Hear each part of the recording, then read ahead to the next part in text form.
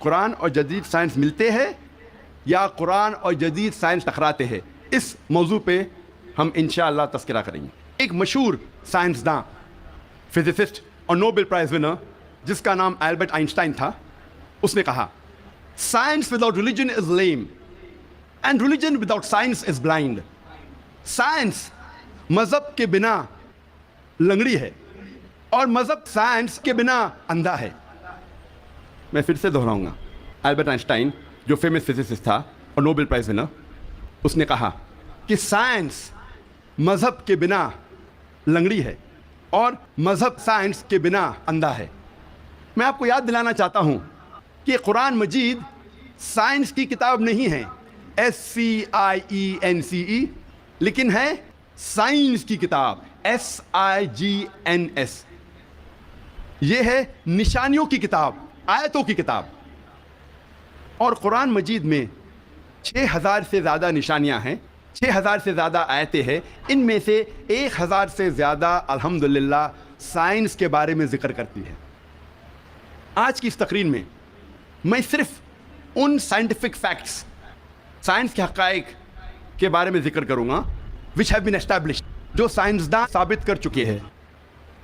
Scientific hypotheses, scientific theories, scientific نظریہ، ان کے بارے میں ذکر نہیں کروں گا کیونکہ ہم جانتے ہیں کہ many a time scientific hypothesis theories take U-turns. یہ سائنس کے نظریے جو ہیں کئی بار وہ اپنے نظریے سے پلٹ جاتے ہیں. اسی لیے اس تقریر میں صرف میں سائنٹیفک فیکٹس کے بارے میں ذکر کروں گا، سائنس کے حقائق کے بارے میں. سب سے پہلے ہم تذکرہ کریں گے ایسٹرونومی کے بارے میں، فلکیات کے بارے میں.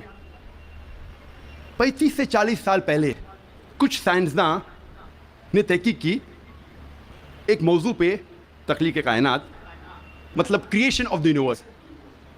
اور ان سائنسداں نے کہا کہ ہماری کائنات سب سے پہلے ایک پرائمری نیبولا تھا، بنیادی گولا، ابتدائی گولا.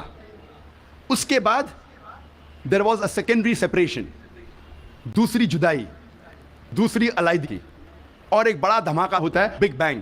اس کے بعد وجود میں آیا گیلیکسیز، کہکشائیں، ستارے، سیارے، چاند، سورج اور یہ زمین جس میں ہم رہتے ہیں. اسے سائنسداں نے کہا بگ بینگ، بڑا دھماکہ. یہ جو سائنسداں نے تقریباً 40 سال پہلے ڈھونڈا کس طریقے سے کائنات وجود میں آئیں، تخلیق کائنات، قرآن مجید میں اس کا ذکر 1400 سال پہلے ہے. اور میں نے اس تقریر کے شروع میں ایک آیت کی تلاوت کی، سورہ انبیاء کی، سورہ نمبر 21 آیت نمبر 30، جہاں اللہ سبحانہ تعالیٰ فرماتے اولم یر الذین کفروا، کیا انکار کرنے والے یہ نہیں جانتے ان السماوات والارض کانتا رتقا ففتقناہما، کہ زمین اور آسمان ایک تھے، جڑے ہوئے تھے اور ہم نے انہیں جدا کیا. یہ جو تخلیق کائنات، creation of the universe, big bang, بڑا دھماکہ، جو سائنسداں کو 40 سال پہلے پتہ چلا، قرآن مجید میں اس کا ذکر ہے 1400 سال پہلے. قرآن مجید میں اللہ سبحانہ تعالیٰ فرماتے ہیں سورہ فصلت میں، سورہ نمبر 41 آیت نمبر 11 اور 12 میں، کہ اللہ سبحانہ و تعالیٰ نے آسمان کی طرف دیکھ کے کہا جب وہ دھواں تھا کہ آسمان اور زمین ایک ساتھ آ جاؤ، ولنگلی اور ان ولنگلی، اپنے مرضی سے یا اپنے مرضی کے بنا. اور ان نے کہا کہ ہم اپنے مرضی سے ایک ساتھ آ جاتے ہیں. قرآن مجید میں لکھا ہے کہ آسمان سب سے پہلے دھواں تھا، عربی لفظ ہے دخان. اور آج کے سائنسداں یہ کہتے ہیں کہ کائنات بننے کے پہلے یہ آسمان دھواں تھا. انگلش میں کہتے ہیں گیس، لیکن عربی میں دخان کے معنی ہے اسموک. کچھ مفسرین نے ترجمہ کیا مسٹ، دھند، جو میرے حساب سے صحیح ترجمہ نہیں، کیونکہ دھند ہوتا ہے ٹھنڈا اور دھواں ہوتا ہے گرم. دھماکے کے بعد ہم اکثر دیکھتے ہیں گرم دھواں، دھند نہیں دیکھتے. تو قرآن مجید میں لکھا ہے کہ آسمان تھا دھواں. اور آج سائنس یہ کہتی ہے کہ اسموک گیس سے اور بہترین لفظ ہے. جو قرآن مجید میں دخان لکھا ہے وہ گیس سے اور بہترین ہے، اور scientifically smoke is a better word than gas. آپ سوچ سکتے ہیں قرآن مجید میں اس کا ذکر ہے 1400 سال پہلے. انسان پہلے سمجھتے تھے کہ زمین سپاٹ ہے، چپٹی ہے، سب سے پہلی بار اگر کوئی انسان نے یہ ثابت کیا کہ دنیا بیضوی ہے وہ ایسا Francis Drake sun 1577 1577 when he sailed around the earth. جب سمندر پہ سفر کیے دنیا کے گول سر فرانسس ڈریک نے ثابت کیا کہ دنیا بیضوی ہے. قرآن مجید میں اس کا ذکر ہے 1400 سال پہلے. قرآن اللہ تعالیٰ فرماتے ہیں سورہ لقمان میں سورہ نمبر 31 آیت نمبر 29 میں الم ترى ان اللہ یلیج اللیل فی النہار ویلیج النہار فی اللیل. اللہ سبحانہ و تعالیٰ نے رات کو دھیرے دھیرے آہستہ آہستہ دن میں تبدیل کیا اور دن کو دھیرے دھیرے آہستہ آہستہ رات میں تبدیل کیا. یہ دن کا رات اور رات کا دن آہستہ آہستہ دھیرے دھیرے تبدیل ہونا یہ ثبوت دیتا ہے کہ دنیا بیضوی ہے. اگر دنیا چپٹی اور سپاٹ ہوتی تو دن فوراً رات میں تبدیل ہوتا اور رات فوراً دن میں تبدیل ہوتی. اللہ تعالیٰ فرماتے سورہ الزمر میں سورہ نمبر 39 آیت نمبر 5 میں کہ اللہ سبحانہ و تعالیٰ رات کو دن پہ لپیٹتا ہے اور دن کو رات پہ لپیٹتا ہے. قرآن میں عربی لفظ ہے کوارا جس کے معنی لپیٹنا. جس طریقے سے ایک انسان پھیٹا سر پہ لپیٹتا ہے a person coils the turban on the head, اسی طریقے سے اللہ تعالیٰ فرماتے ہیں کہ رات دن پہ لپیٹی جاتی ہے اور دن رات پہ لپیٹا جاتا ہے. یہ دن کا رات اور رات کا دن پہ لپیٹنا اسی وقت پاسبل ہے جب دنیا بیضوی ہے. اگر دنیا چپٹی اور سپاٹ ہوتی تو یہ ممکن نہ ہوتا. قرآن مجید میں اللہ تعالیٰ فرماتے ہیں سورہ نازیات میں سورہ نمبر 79 چیپٹر 79 آیت نمبر 30 میں وَالْأَرْضَ بَعْدَ ذَلِكَ دَحَاهَا, اور اس کے بعد اللہ سبحانہ و تعالیٰ نے زمین کو پھیلایا بچھونا جیسے. دہا کے ایک معنی ہے پھیلانا اور دہا کے دوسری معنی آتا ہے عربی لفظ دھویا سے جس کے معنی ہے بیضا, جس کے معنی ہے انڈا. اور ہم جانتے ہیں کہ دنیا گول ہے, بیضوی ہے, اور ہم یہ بھی جانتے ہیں آج کہ دنیا پوری طریقے سے گول نہیں ہے. وہ اوپر اور نیچے سے from the poles it is flattened, اوپر اور نیچے سے چپٹی ہے جسے ہم کہتے ہیں انگریزی میں جیو اسفیریکل ان شیپ, عرضی بیضوی. اور یہ لفظ جو دہا ہے وہ عام انڈے کے لیے نہیں ہے, عام بیضے کے لیے نہیں, خصوصاً شتر مرغ کے انڈے کے لیے, شتر مرغ کے بیضے کے لیے. اور جب ہم دیکھتے ہیں شتر مرغ کا بیضا انڈا اس جیو اسفیریکل ان شیپ, عرضی بیضوی کے شکل میں ہے. آپ سوچ سکتے ہیں 1400 سال پہلے اس کتاب میں لکھا ہے کہ یہ زمین, یہ دھرتی اس جیو اسفیریکل ان شیپ, عرضی بیضوی شکل میں ہے. پہلے انسان یہ سوچتے تھے یہ چاندنی جو ہے, چاند کی روشنی, یہ اس کی خود کی روشنی ہے. چند صدی پہلے ہمیں پتہ چلا کہ چاند کی روشنی, چاندنی اس کی خود کی روشنی نہیں ہے, یہ سورج کی لی ہوئی روشنی ہے, سورج کی منعکس شدہ ریفلیکٹڈ لائٹ ہے, بوروڈ لائٹ ہے.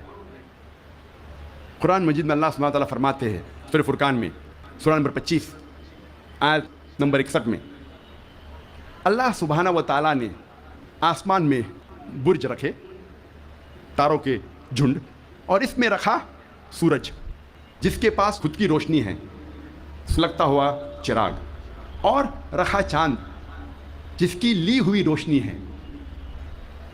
قرآن میں سورج عربی میں کہا گیا ہے شمس, اور اس کی روشنی کو کہا گیا ہے سراج, وہاج اور دیا, جس کے معنی ہے سلگتا ہوا چراغ یا مشال یا دیا. تینوں کے معنی ہیں کہ سورج کی روشنی خود کی ہے. اور چاند کو کہا گیا ہے قرآن مجید میں قمر, اور چاندنی کو کہا گیا ہے منیر یا نور. منیر مینز بوروڈ لائٹ, لی ہوئی روشنی, یا نور میننگ ریفلیکٹڈ لائٹ, منعکس شدہ روشنی, ریفلیکٹڈ لائٹ. آپ سوچ سکتے قرآن مجید 1400 سال پہلے کہتا ہے کہ چاندنی خود کی روشنی نہیں ہے, چاند کی لی ہوئی روشنی ہے. اور اس کا ذکر سورہ فرقان سورہ نمبر 25 آیت نمبر 61 کے علاوہ سورہ یونس میں سورہ نمبر 10 آیت نمبر 5 میں, اور سورہ نوح میں سورہ نمبر 71 آیت نمبر 15 اور 16 میں. پہلے سائنسداں یہ سمجھتے تھے کہ زمین کائنات کا مرکز ہے اور باقی سیارے چاند اور سورج زمین کے گول گھوم رہے ہیں, چکر لگا رہے ہیں. اسے کہتے تھے تھیوری آف جیو سینٹرزم, زمین کو مرکز سمجھنے کا نظریہ. اور یہ لوگ 2 صدی سے ٹولمی کے وقت سے مانتے تھے, 16ویں صدی تک, جب تک کوپرنیکس نے کہا کہ زمین کے گول چاند اور سیارے نہیں چکر لگا رہے ہیں, لیکن سورج کے گول زمین, چاند اور باقی سیارے چکر لگا رہے ہیں, گھوم رہے ہیں. اسے کہتے تھے ہیلیو سینٹرک تھیوری, مطلب سورج کا مرکز ہونے کا نظریہ.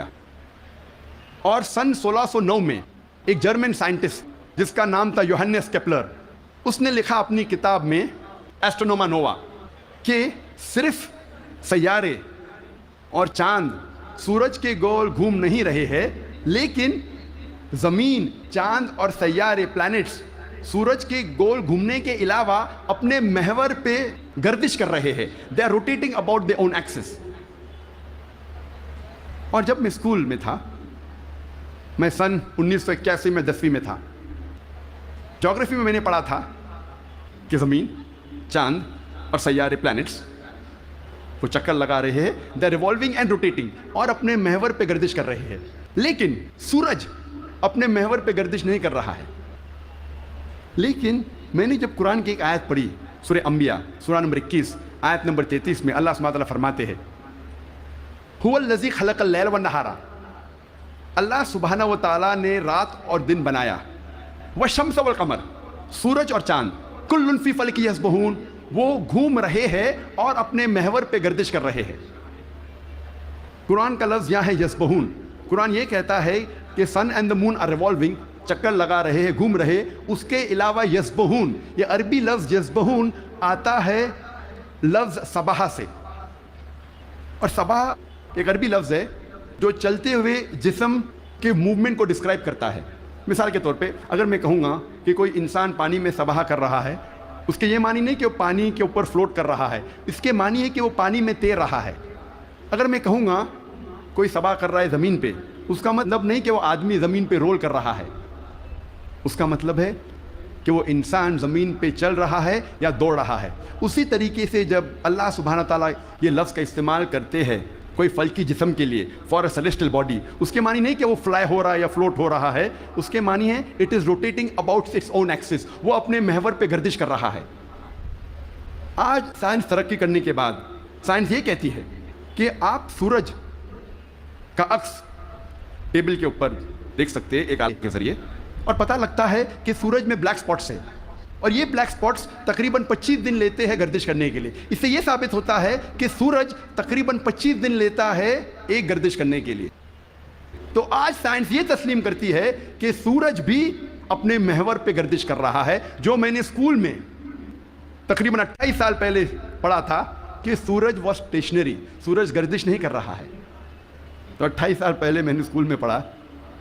آج سائنس اسے تسلیم کرتی ہے, اور قرآن مجید میں اس کا ذکر ہے 1400 سال پہلے. اور آج اکثر اسکول کے سائنس کی کتاب میں اس کو انکارپوریٹ کیا جا چکا ہے. یہ نئی چیز داخل ہو چکی ہے سائنس کی کتابوں میں کہ سورج اپنے محور پہ گردش کر رہا ہے. اللہ تعالیٰ فرماتے ہیں سورہ یاسین میں سورہ نمبر 36 آیت نمبر 40 میں کہ سورج چاند کو نہیں پکڑ سکتا اور دن کو رات نہیں پکڑ سکتی. The sun cannot outstrip the moon, neither can night catch up with the day. کل فی فلک یسبحون, یہ اپنے محور پہ گردش کر رہے. اس کے معنی کہ چاند اور سورج کے جو ایکسس ہے, جو ریولیوشن کا ہے, وہ ڈیفرنٹ ہے, وہ علیحدہ ہے, اسی لیے وہ آپس میں کبھی نہیں ملیں گے. آج سائنس یہ کہتی ہے کہ جو سورج کی روشنی ہم دیکھتے ہیں, it is due to a chemical reaction. یہ ایک کیمیکل ریئیکشن کے وجہ سے ہے جو کروڑوں سالوں سے چل رہا ہے, اور ایک دن یہ کیمیکل ریئیکشن بند ہو جائے گا اور سورج ختم ہو جائے گا. لیکن سائنسداں کہتے ہیں کہ اس کو اور کروڑوں سال لگیں گے, اور کروڑوں سال کے بعد یہ کیمیکل ریئیکشن بند ہوگا. یعنی سائنس یہ کہتی ہے کہ ایک وقت آئے گا جب سورج نشٹ ہو جائے گا, ختم ہو جائے گا. قرآن میں اللہ تعالیٰ فرماتے ہیں سورہ یاسین میں سورہ نمبر 36 آیت نمبر 38 میں وَالشَّمْسُ تَجْرِي لِمُسْتَقَرٍّ لَهَا, کہ سورج جا رہا ہے اپنے مستقر کی طرف, سورج جا رہا ہے اپنے ڈیسٹینیشن پہ. سورج ایک مقرر وقت کے لیے ہے, مستقر کے معنی مقرر وقت اور مقرر جگہ، اس کے دو معنی ہوتے ہیں مستقر کے معنی، کہ سورج ایک مقرر وقت کے لیے ہے اور مقرر جگہ کی طرف جا رہا ہے۔ یہ سائنس آج تسلیم کرتی ہے کہ سورج ایک مقرر وقت کے لیے ہے، اور سائنس یہ بھی مانتی ہے کہ سورج کائنات کے ایک نقطے کی طرف جا رہا ہے جس کا نام ہے سولر اپیکس ان دا ہرکولینز الفا لائرا، 12 میل پر سیکنڈ کی رفتار پہ۔ قرآن میں لکھا ہے مستقر، مقرر جگہ کی طرف۔ سائنس کہتی ہے دونوں معنی مستقر کے، مقرر جگہ اور مقرر وقت، دونوں الحمدللہ صحیح ہے۔ اور اس کا ذکر سورہ یاسین سورہ نمبر 36 آیت نمبر 38 کے علاوہ سورہ رعد میں بھی ہے، سورہ نمبر 13 آیت نمبر 2، سورہ فاطر سورہ نمبر 35 آیت نمبر 13، سورہ لقمان سورہ نمبر 31 آیت نمبر 29، اور سورہ الزمر سورہ نمبر 39 آیت نمبر 5 میں۔ سب جگہ کہا گیا ہے کہ سورج ایک مقرر وقت کے لیے ہے، ایک مقرر جگہ کی طرف جا رہا ہے۔ آج سائنس یہ کہتی ہے جو آسمان ہمارے زمین کے اوپر ہے، جسے ہم کہتے ہیں ایٹماسفیئر، وہ ایک محفوظ چھت کی طرح ہے، اور سائنسداں یہ کہتے ہیں کہ خطرناک rays like ultraviolet rays, X rays, یہ چھت، یہ ایٹماسفیئر ان خطرناک ریز کو زمین پہ آنے سے روکتا ہے، ورنہ زمین پہ جاندار چیز مٹ جائیں گی۔ قرآن میں اس کا ذکر ہے سورہ انبیاء میں سورہ نمبر 21 آیت نمبر 32 میں کہ اللہ سبحانہ و تعالیٰ نے آسمان کو ایک محفوظ چھت بنایا، اور پروٹیکٹڈ سیلنگ، اور کینوپی ویل گارڈڈ۔ آپ سوچ سکتے ہیں قرآن میں اس کا ذکر 1400 سال پہلے ہے، جو سائنسدان نے حال ہی میں 50 سال پہلے، 100 سال پہلے، 150 سال پہلے کہا کہ یہ ایٹماسفیئر از اے پروٹیکٹڈ سیلنگ۔ جب میں اسکول میں تھا تقریباً 28 سال پہلے، میں نے سائنس میں سیکھا تھا there are 3 types of matter, solid, liquid and gas. 3 قسم کے مادہ تھے، سالڈ، لکوڈ اینڈ گیس۔ آج سائنس یہ کہتی ہے کہ 3 مادہ، 3 اسٹیٹس آف میٹر کے علاوہ اور بھی ہے۔ ہم پہلے یہ سمجھتے تھے کہ آرگنائز ایسٹرونومیکل سسٹمز کے باہر، آرگنائز فلکیات کے باہر خلا تھا، ویکیوم تھا۔ آج سائنس کہتی ہے کیا انٹرسٹیلر اسپیس، سیارے کے بیچ مادے کے پل ہے، برجز آف میٹر ہے، جسے آج ہم کہتے ہیں پلازما، جسے سائنسداں کہتے ہیں 4th اسٹیٹ آف میٹر، 4تھی قسم مادے کی، آج سائنسداں کہتے ہیں پلازما ہے۔ قرآن میں اس کا ذکر 1400 سال پہلے ہے، سورہ فرقان میں سورہ نمبر 25 آیت نمبر 59 میں، 59 میں، کہ اللہ سبحانہ و تعالیٰ نے زمین اور آسمان کو بنایا اور اس کے بیچ میں ساری چیزیں بنائیں۔ مطلب زمین اور آسمان کے بیچ میں ویکیوم نہیں ہے۔ آج سائنس اسے کہتی ہے مادے کے پل، برجز آف میٹر، کہتی ہے پلازما ہے، 4th اسٹیٹ آف میٹر۔ اور اس کا ذکر سورہ فرقان سورہ نمبر 25 آیت نمبر 59 کے علاوہ سورہ ہجر میں سورہ نمبر 15 آیت نمبر 85 میں، سورہ سجدہ سورہ نمبر 32 آیت نمبر 4 میں، سورہ صفات سورہ نمبر 37 آیت نمبر 5، اور سورہ احقاف سورہ نمبر 46 آیت نمبر 3 میں کئی جگہ لکھا ہے کہ اللہ سبحانہ و تعالیٰ نے زمین اور آسمان بنائے اور اس کے بیچ میں ساری چیزیں، talking about the 4th state of matter, plasma. ایک مشہور سائنٹسٹ جس کا نام ایڈوین ہبل ہے، اس نے کہا تھا کہ کائنات پھیل رہی ہے، دا یونیورس از ایکسپینڈنگ۔ اور قرآن میں اللہ تعالیٰ فرماتے ہیں سورہ ذریات میں سورہ نمبر 51 آیت نمبر 47 آیت نمبر 47 میں کہ ہم نے یہ کائنات بنائی پھیلتی ہوئی، عربی لفظ مؤسیونا، پھیلنا۔ اور آج سائنس اس کو تسلیم کرتی ہے کہ ہماری کائنات پھیل رہی ہے، our universe is expanding۔ کئی دشمن اسلام یہ کہیں گے، جو کرٹکس آف اسلام یہ کہیں گے کہ قرآن مجید میں فلکیات کا ذکر ہونا کوئی عجوبہ نہیں، نتھنگ گریٹ، کوئی بڑی بات نہیں ہے کہ قرآن مجید میں فلکیات کا ذکر ہے، کیونکہ عرب فلکیات میں ماہر تھے۔ میں اس بات کو مانتا ہوں کہ عرب فلکیات میں ماہر تھے، لیکن ان سے یہ کہنا چاہتا ہوں کہ قرآن مجید نازل ہونے کے بعد کچھ صدی بعد عرب فلکیات کے میدان میں ماہر بنے، تو قرآن مجید سے عرب نے فلکیات سیکھا، نہ کہ الٹا۔